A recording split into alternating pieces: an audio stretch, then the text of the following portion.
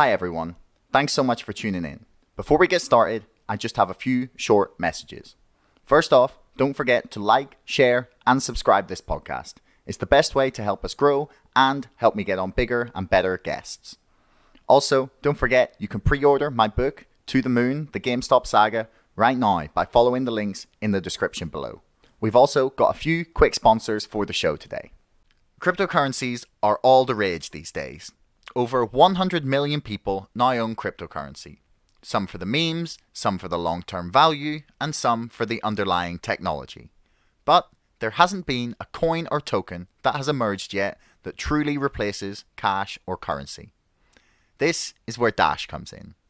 Dash is digital cash, a user-focused cryptocurrency which you can spend anywhere, anytime, and any amount for fees less than 1 cent. With hashtag DashDirect, people can spend their Dash at over 155,000 major US retailers and get a discount and money back into their Dash wallet. No banks, no fiat, just pure crypto with an average saving of 5%. Anyone can participate in the network, and Dash is widely available for purchase around the world. The ingenious Masternode network means sending any sum of money around the world is as simple as tapping your phone at your local grocery store. So you can say goodbye to slow transactions, complex international account numbers, and high transaction fees. Dash gives you the freedom to move your money any way you want. Grab a coffee, split a check, or pay your phone bill. Dash moves money anywhere to anyone instantly for less than a cent. It's the month of Halloween, and the witching hour is upon us. It's the perfect time to try out one of the spookiest and most intriguing crime podcasts I have ever come across. How I Died is a fiction podcast with a full cast of voice actors and high-quality production value. The series follows John Spacer, who moves to the small town of Springfield, albeit a much less yellow or cheery version of The Simpsons' hometown, and is confronted with a case he's not so sure he can handle on his own. A woman found dead with her husband and child both missing. In episode 1, John begins to hear the voice of the dead woman on his table, and he talks to her as he deciphers just how she might have died. No one knows about John's gift, and he has to hide it from his boss, an untrusting sheriff who is always looking over his shoulder. The first 2 seasons of the show are available on all podcast apps, but be warned, these stories are not for the faint-hearted. The series is for adult audiences, covering topics of murder, threats of violence, and stalking. How I Died has passed over 1 million downloads since its launch, with a vibrant community all trying to solve mysteries along with the show. So that's How I Died. Find it wherever you get your podcasts and see if you can solve the mystery before it is too late. Links for everything will be in the description below. So check them out and then please enjoy the podcast. So I believe we are live. How exciting. So hello everyone, welcome to another episode of Chatter. Today I'm here with Ethan Liu, who is the author of the brand new book, Once a Bitcoin Miner. Ethan, welcome to the show. Josh, hi. Thank you for having me. Yeah, not a problem. The story is that your story of your book is so fascinating. But before we get into all that, do you want to just give like an introduction of yourself, like a little brief background for people who maybe haven't heard of you before? Yeah, so I write a column in this Canadian newspaper called The Financial Post, and I used to work for Reuters, and I'm an author of 2 books, and one of which is about Bitcoin, because we all contain multitudes, and I was an early investor in this, and early is, of course, a subjective term, so it's around 2013 I got into it, and the new book is about my adventures in this space. So the thing that really interested me when I first saw your book was, it's about trying to teach cryptocurrency, or at least a part of it is about trying to teach cryptocurrency to the North Koreans and this guy Virgil Griffith, who has just been sentenced. So why don't we go back to the start of that? How did you end up in North Korea? How do you what series of events led you to that? Well, yeah. Before I go into that, I should say I wasn't there to teach crypto to the North Koreans. It's just what Virgil was convicted of. But as for how I ended up there, it's quite a long story. So uh, basically, two reasons. I think number one is that I was born in China, and I've always talked to my parents about how weird North Korea is and all the strange stuff that comes out of there. And my father would say it's not weird at all because that is quite similar to the China in which I grew up. He's saying that. And China has changed so much throughout the years, but North Korea, it has remained rather stagnant. So I've always thought that if I could go to North Korea, I can see the land my parents grew up in, kind of like a time capsule. And that has always been on my bucket list as a result. I tried to go several times. 2014, they were holding a marathon and they had the Ebola outbreak. So but I actually trained for that. So, and second reason is the crypto reason. And when North Korea announced that crypto conference, so it was open to the public, anyone could go. And I've read a lot about all the shady stuff that North Korea has been accused of doing with respect to crypto, because it's been subject to lots of sanctions. And theoretically, crypto is a way to get out of those sanctions. So I thought that if I were to go to North Korea, I can get an upfront look, like a front row seat into what it's been doing. So those are my two motivations. Okay, so then the next thing I basically want to try and understand then is, so this was just like a cryptocurrency conference, like they had the Bitcoin conference in Miami, except this one was in North Korea. That was how it was sold to us, but it actually turned out to be completely different. It was basically a glorified tourism trip. On the first day, we were told that the itinerary for the conference itself, which was only 2 days out of 7, it wasn't determined yet. And therefore, and not therefore, but also that we weren't there to take in information from the North Koreans. We were there to present to them. And that was very unexpected. And I think for some of the people, like 1 or 2 among the 8 foreigners, they were expecting to be speakers. But for the rest of us, we were really taken by surprise. Yeah, I mean, I guess if you're arriving like just thinking you're gonna stand around and chat to people about cryptocurrency, even in North Korea, you're not really expecting to then be presenting to them about it. First off, before I get into like one of the next things I want to ask is, what were the accusations being made of North Korea, and what have they been accused of using cryptocurrency to do, basically? Mm-hmm. So they have been accused of stealing lots of coins. And, North Korea, it's a country that gets a lot of its money from criminal enterprises. So the fact that it's accused of hacking all this crypto stuff, it's not that surprising because it's been accused of smuggling drugs through their embassies and so on and so forth. And on a higher level than simply stealing coins, there is also the fear that North Korea can transact internationally with crypto and get around all the sanctions crippling its economy. Okay. So basically they're trying to use this non-centralized and theoretically anonymous currency in order to circumvent the international sanctions being put on the regime.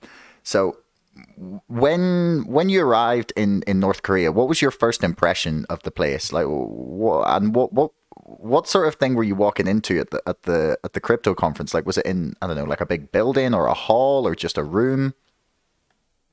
It was kind of like that. It was like a big conference room, and with imagine like a bigger version of that, and the North Koreans would be gathered there, and at the start of the conference, they'll march us in. We'll all sit around a table, and it's quite formal. And they called us a delegation, which I've always found so strange.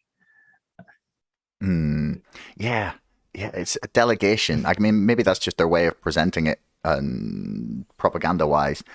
So then, when you arrive and you were talking to some people there, and then you ended up, I think you said, having to give a talk, essentially.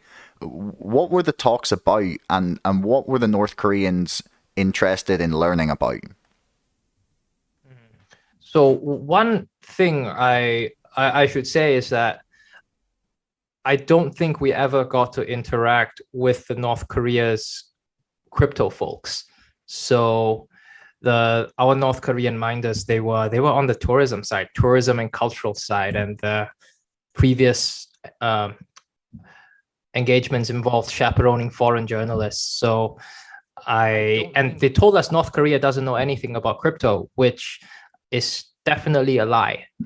And so the conference itself, I won't go too deeply into what each person specifically said. I actually declined to present and Virgil is still due to be sentenced, so I don't want to affect that in any way. But generally, because I think in large part because so many of the presenters did not expect to be presenters, there was very little of substance presented.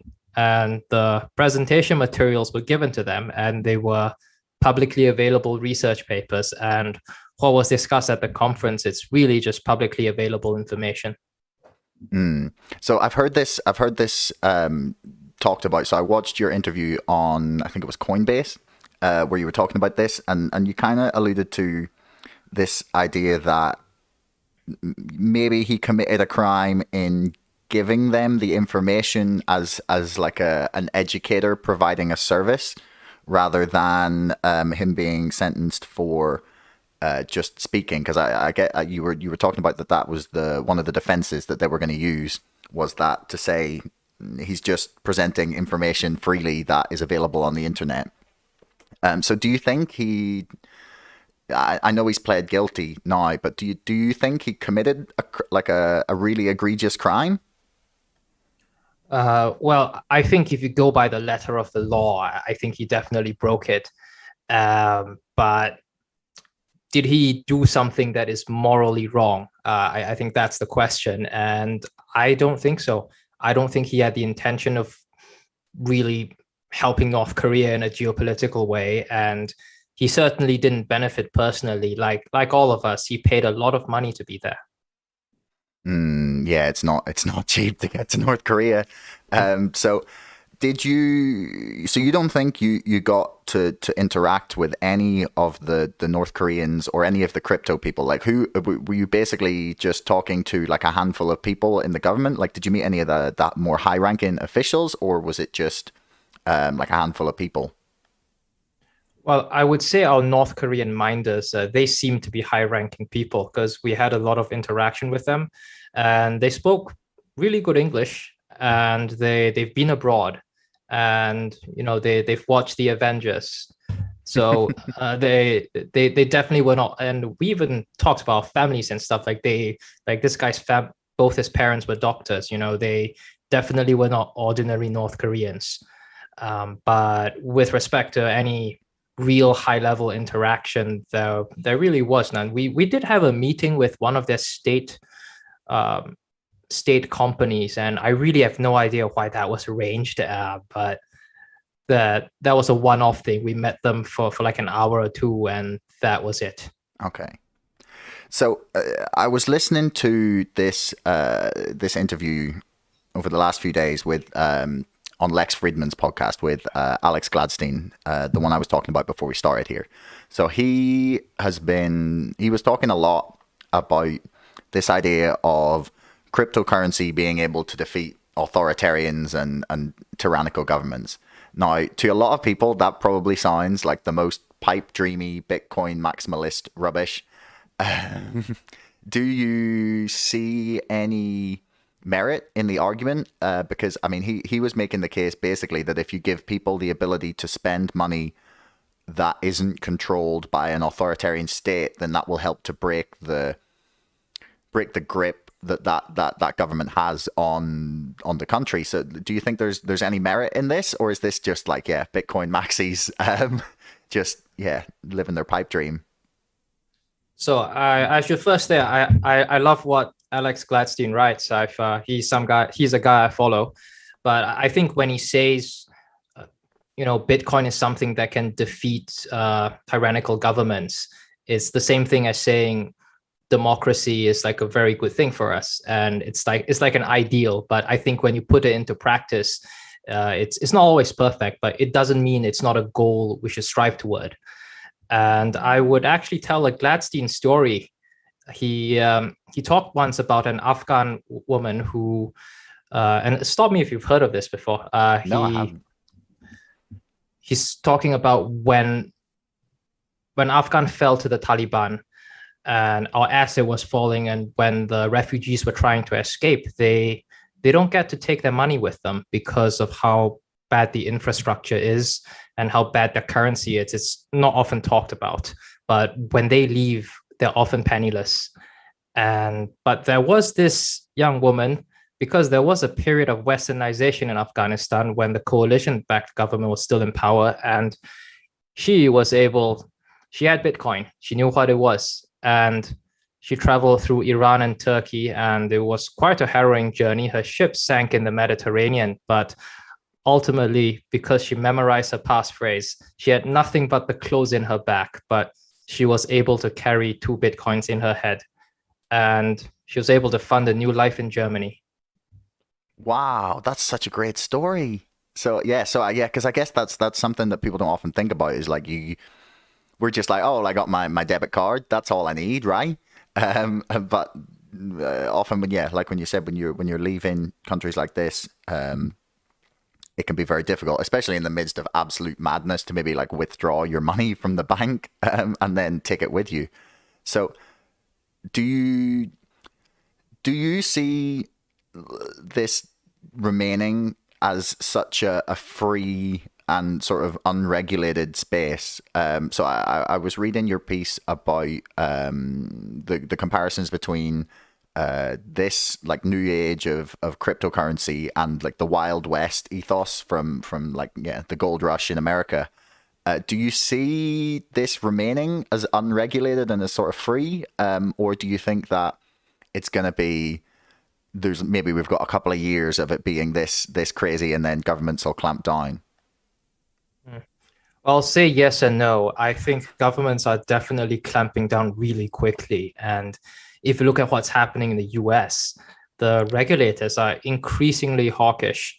And a while ago, they were announcing regulatory actions against 2 companies, and they didn't even bother to censor the name of the companies. They were supposed to be blacked out, but they forgot to black out the file name. It's evident that I feel like they don't even care anymore. They're just going after everyone. And I think it's not necessarily a thing about crypto. It reflects broader priorities of the Biden administration. But the way the US is going, I think it's going to go harder, and I think governments are going to follow. But, they say at the same time, for every action, there's an equal and opposite reaction. And I would cite the example of Shapeshift. So that is a sort of an exchange. And recently it announced that it was going to dissolve its corporate structure and become a sort of decentralized entity on the blockchain, a sort of program that has no master. And it does that. It's doing that specifically to try to thwart regulators. Okay, so what when you say they've like dismantled themselves, what do you mean? Have they like just taken apart their like, I don't know, administrative thing and like made it run on blockchain and smart contracts, or if they like bought back all the shares and then made it like a blockchain based ownership thing, or what do you mean when you say that they've done that? Yeah, I don't think they've done that yet because it's a long process. They've said they're going to do it. So it's called a decentralized autonomous organization, a DAO. And that is basically, think of it as like a really big program on the blockchain. Like you call that a smart contract, and basically like a series of smart contracts. So, and it operates on inbuilt rules. So, for example, if all the members, they vote, they say, we want to provide funding to this organization, and that program will execute it. And so there is no there is no head to the snake to cut off anymore, theoretically at least. Okay, that's cool. Just because I've been doing quite a lot of looking at. There's rumors that GameStop are planning to issue an NFT dividend, and they're trying to find ways to escape the general need to trade shares on the New York Stock Exchange, and they're wanting to move to some sort of blockchain based. I've no idea what what it's going to bring, but it's something I've been sort of trying to get my head around. So why do you think that the US government and other governments are so hawkish on cryptocurrency? Like, is it that much of a threat to the fiat currency and central banking? I guess whether it'll actually be a threat, it remains to be seen, but definitely they view it as a threat.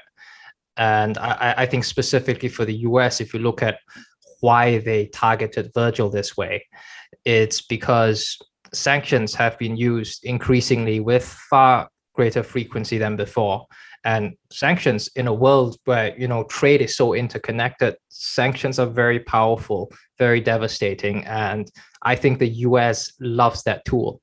And I think there was a piece in the New York Times yesterday specifically about this. I think it might have been the first time that the Biden administration actually vocalized this, that cryptocurrencies, they are a threat to this.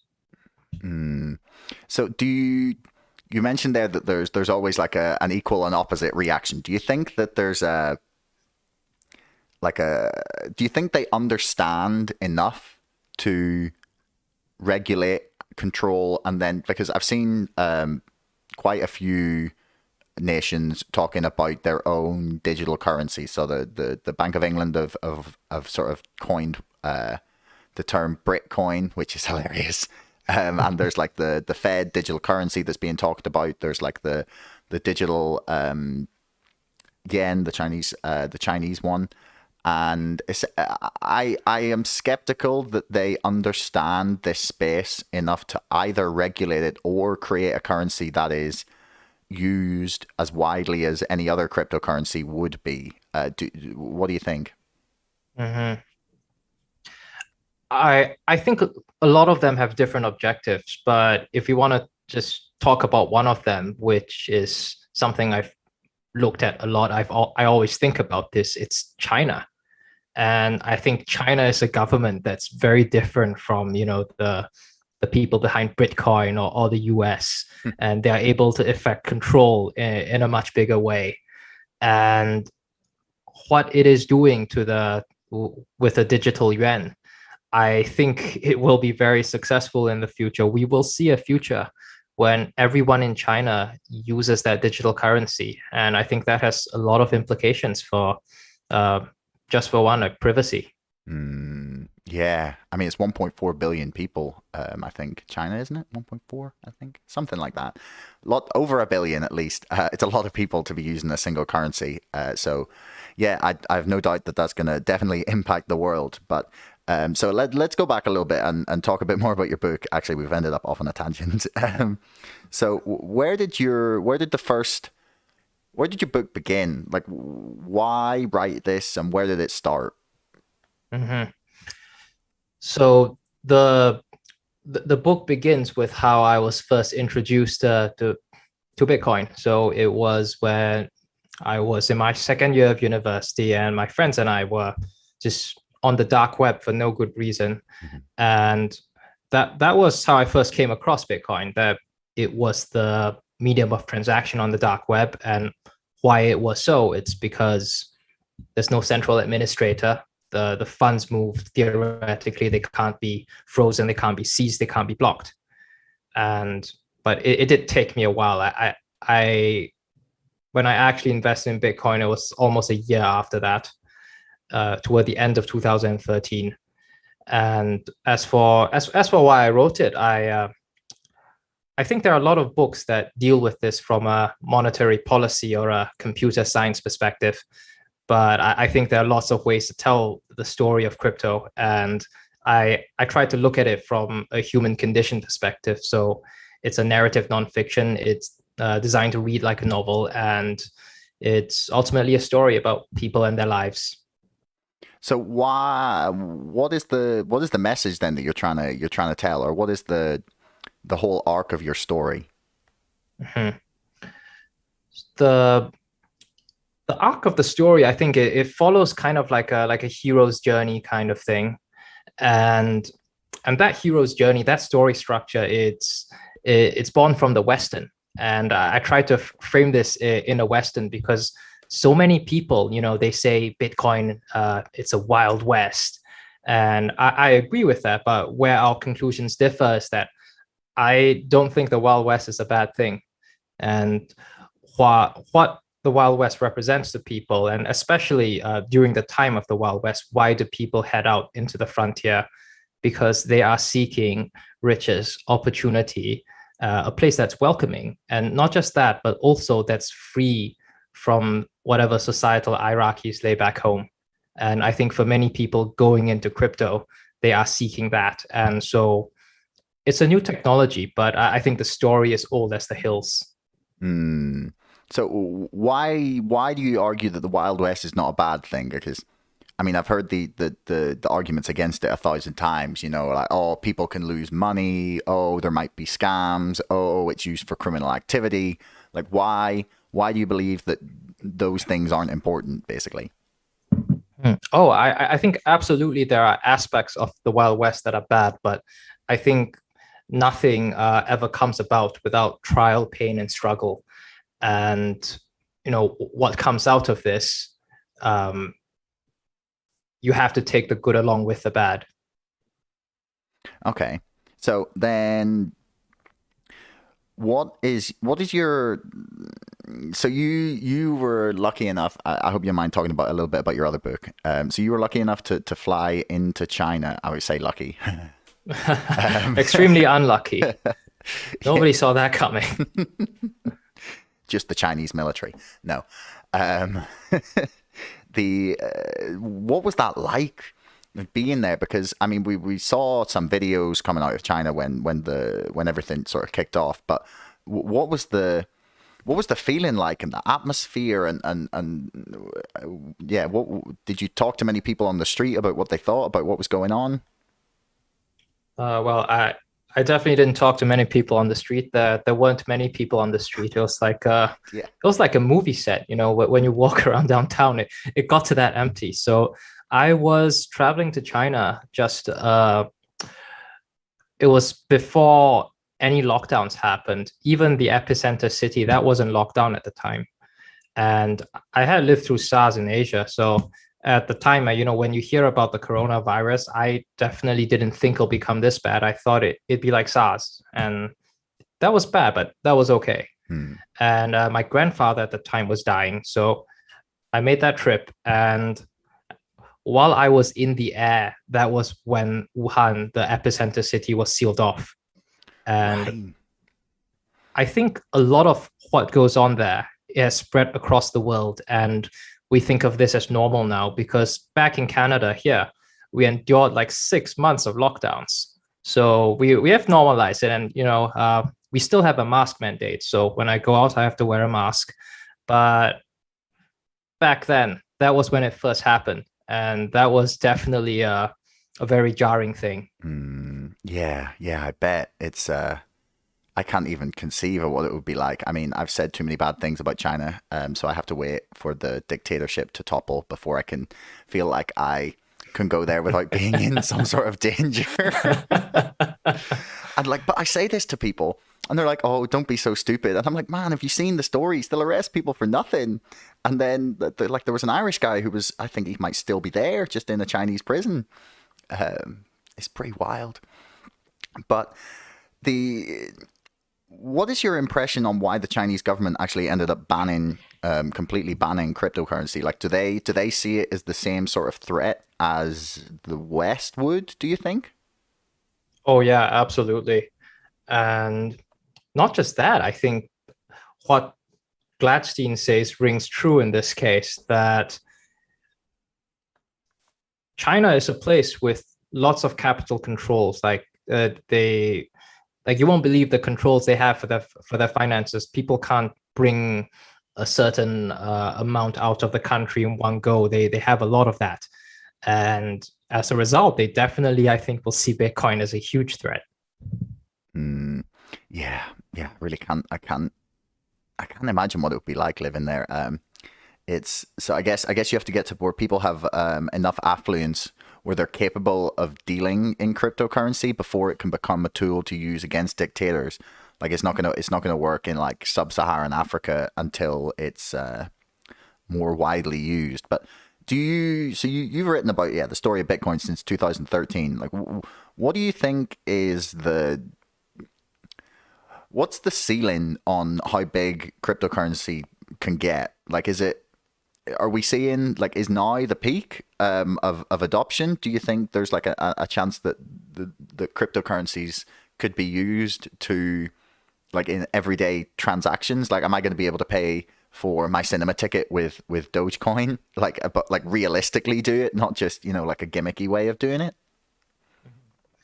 Yeah, I think absolutely. And one of the reasons I say that is I think especially because of the pandemic, we are seeing runaway inflation to an unimaginable degree. A while ago, I think just a couple of days ago, I read the headline that Argentina was going to freeze grocery prices for 90 days.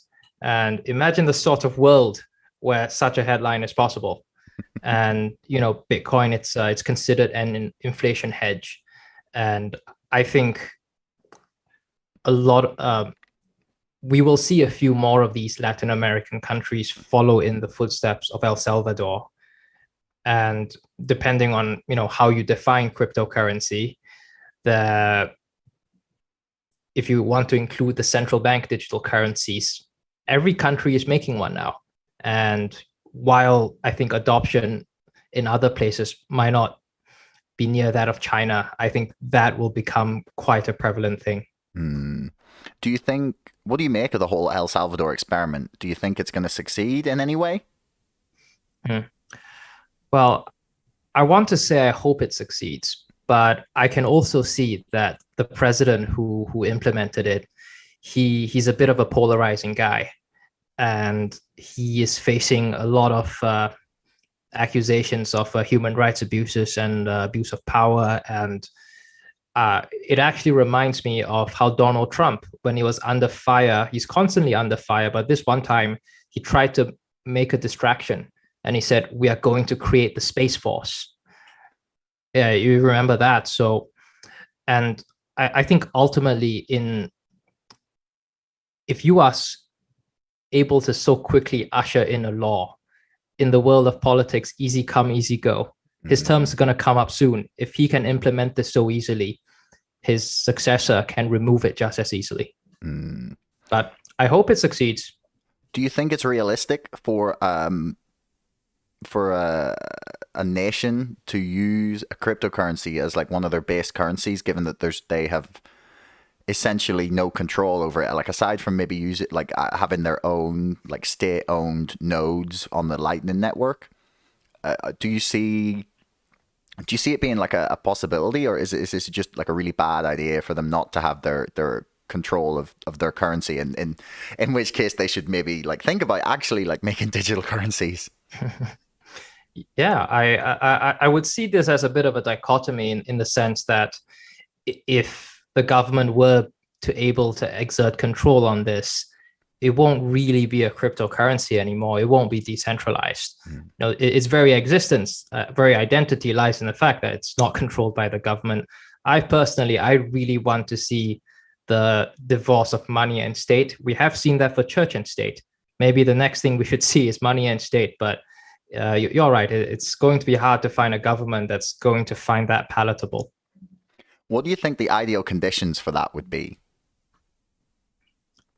Well, I think like what would be the best conditions for this to succeed theoretically? If like you just like, it doesn't have to be a specific nation, but just in this world where we're going to have, we would call it like sheepland. Like what would be the ideal conditions for which they could adopt a cryptocurrency in a decentralized way that would then divorce itself from government? Probably an exacerbation of our current situation. If we see more rising inflation. I read a headline today from Venezuela that people were shaving off flakes of gold to pay for things, and stuff is going really bad. I think if things become worse than that, those are ripe conditions for that to happen. So yeah, someone's just put in the comments there. D said, "No government currency, they can have too much control." So I guess this is one of the things that people really like about this sort of decentralized, unregulated, Wild West space about it. And one thing I'd read from you actually was you were sort of saying to boomers and Gen Xers and beyond that if you don't get it, speak to a millennial. Like, why do you think this is? Yeah, like it's a great point. But like in your understanding, like why is that?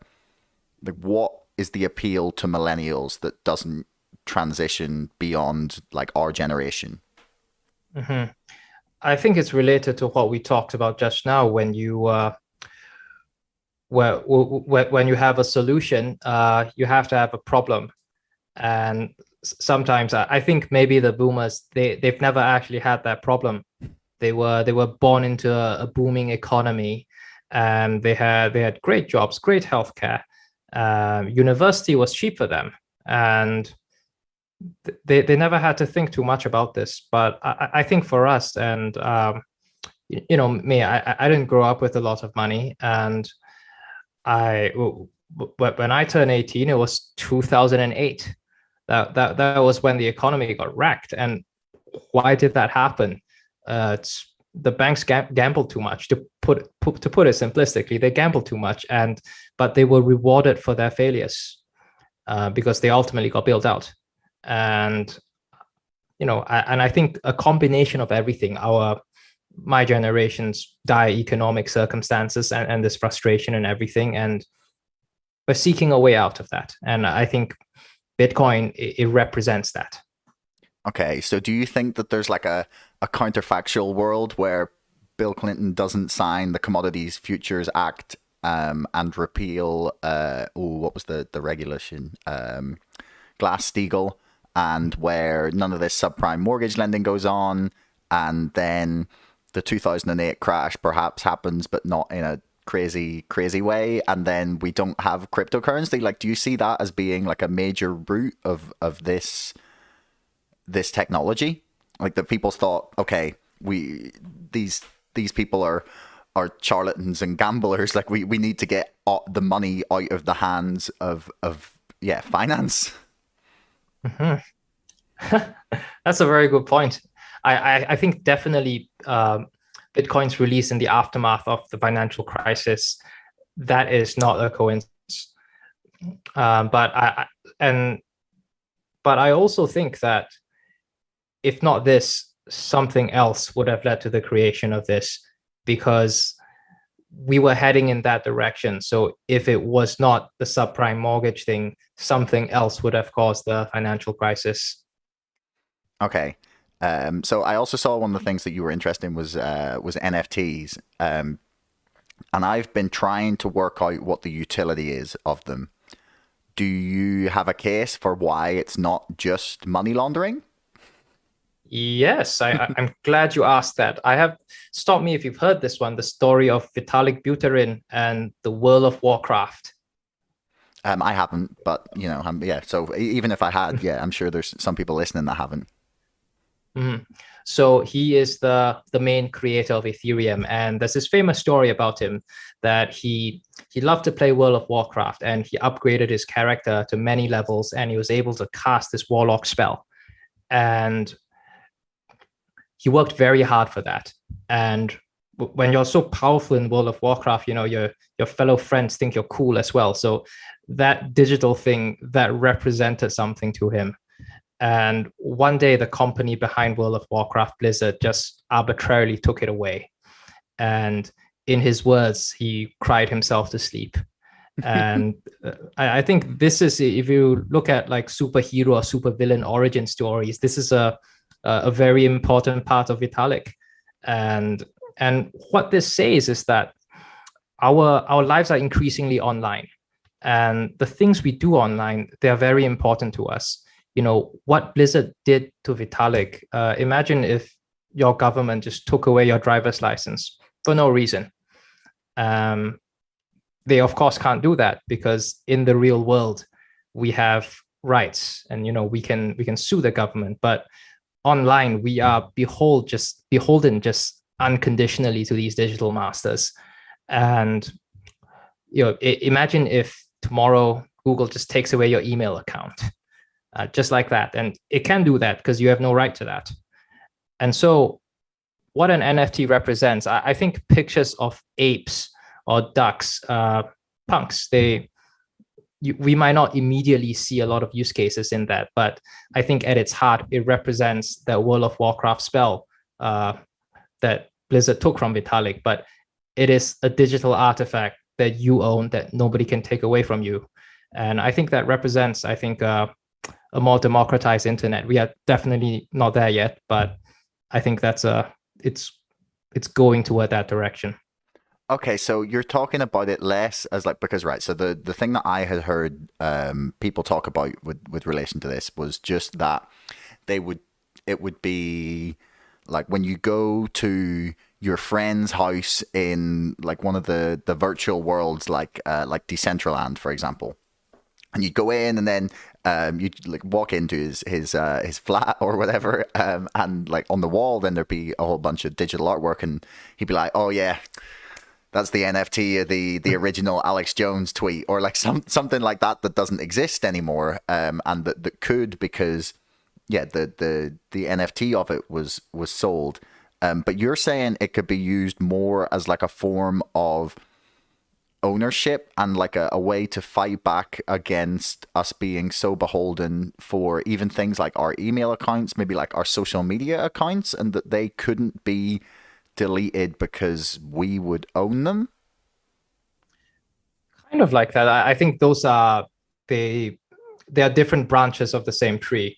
So what you described in a metaverse, going around looking at digital artifacts, I think yes, that is one use of it. But why it's being used that way, the underlying utility at its heart, it's the same as what I just described. Because it's just a stamp it's a digital stamp of ownership, really, isn't it? That's basically all it is, right? That's all it is. Yeah, because we've had a friend of mine had written a few pieces on different NFT versions of trading cards. He did an article for us about a house that had been sold as an NFT, like an actual house, not a house in a digital world. But do you see this becoming a thing where there will be, I don't know, eBay for NFTs, where people will just trade all of these things from the digital world on one marketplace? Well, I don't know about one marketplace, but we already have several marketplaces, and I'm not sure if one will emerge as the dominant one. But I do think current NFTs, a lot of them are overpriced. And I think just like how, if you remember Bitcoin, when it rose to 20,000 in 2017, but it just fell all the way down to 3,000. So, I think NFTs are in that kind of a cycle as well. So are you bullish on Bitcoin long term? Do you think it's the one? Do you have a currency that you prefer more, or is Bitcoin what you think is going to be the one moving forward? Yeah, I think absolutely Bitcoin will be the one. But that doesn't mean there won't be other coins existing alongside it. But I think for what it does, there is nothing other than Bitcoin.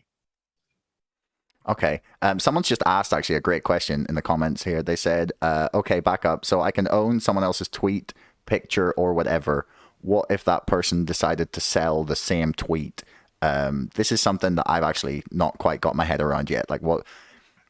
What's to stop someone just, taking a picture of the original tweet, like a screen grab, like we can now, and then, stamping it as and minting it as an NFT and then selling that is like, what prevents that from happening and like giving you the legit ownership of it? Because an image is different. Because I've heard people talking about it, like if you have, say, you can get a copy of the Mona Lisa, but it's not the Mona Lisa. Like there's still the thing that's there, and you can look at like the brush strokes, and you've got like the piece of artwork.